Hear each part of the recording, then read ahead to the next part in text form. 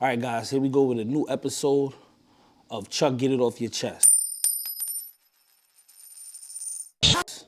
Now, Chuck Get It Off Your Chest is when I talk about topics in the sneaker community or just anything I want to get off my chest, I want to speak about, so I built this segment here so that way I can be able to speak to you guys and let you guys know how I feel about certain topics. Now, one of the topics at hand is the Air Jordan patent Bred being pushed back due to supply chain issues.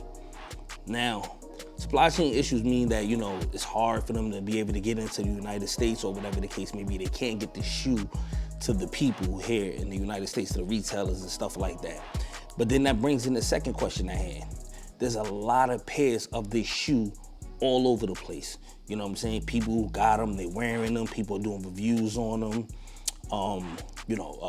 They're reselling in real resale shops like StockX, you got GOAT, there's some pairs in Stadium Goods, there's some pairs in Flight Club and stuff like that. If you live in the New York area, you're able to walk into these stores and see this shoe sitting on the shelves.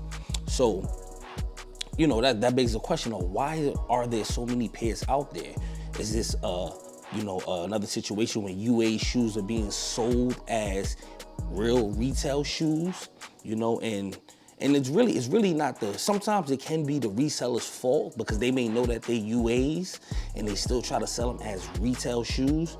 But sometimes the reseller doesn't even know, it's not even their fault. They don't even know what's really going on, you know what I'm saying? There's a big, in the YouTube sneaker community, there's a lot of channels that do UAs, man. They let you guys know if the shoes are UAs or if they real, so you gotta respect them for that.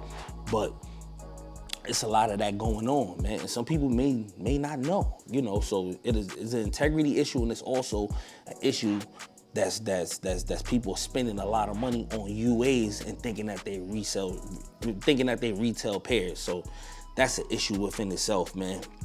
So with the shoe being pushed back, there is no date or anything like that. The date was funny in the first place. The December 30th date was funny to begin with. It was a crazy date, December 30th. I understand, New Year's Eve, they might want to drop something, but a shoe of this magnitude that's going to do big numbers like this, normally would get like a regular Saturday date or something like that, whereas they can, monetize as much as they can off this shoe. This is after Christmas, you got the Cool Grace coming out this weekend, so that's a big, big shoe within itself. But then you dropping another atomic bomb on the 30th. So the release date was a little funny itself.